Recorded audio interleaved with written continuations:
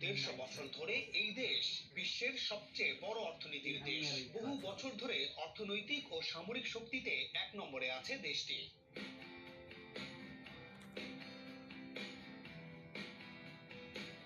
IMF এর তথ্য বলছে দেশটির বর্তমান অর্থনীতির আকার 22.20 ট্রিলিয়ন ডলার। তবে জনগণের মাথাপিছু আয়, কর্মীদের বেতন, নিরাপত্তা সহ বিভিন্ন বিষয় বিবেচনা করলে যুক্তরাষ্ট্র বিশ্বের 8ম ধনী দেশ।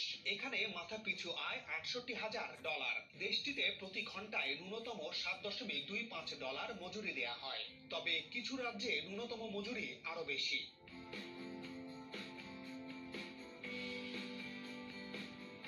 মার্কিন যুক্তরাষ্ট্র একটি বৃহৎ ভোক্তা বাজার। দেশটি উন্নত অবকাঠামো এবং সুশিক্ষিত কর্মশক্তির আবাসস্থল হওয়ায় দেশটির অর্থনীতি বহুমাত্রিক। তেল, গ্যাস এবং অন্যান্য খনিজ সম্পদের ভান্ডার, উচ্চ স্তরের ব্যবসায়িক স্বাধীনতা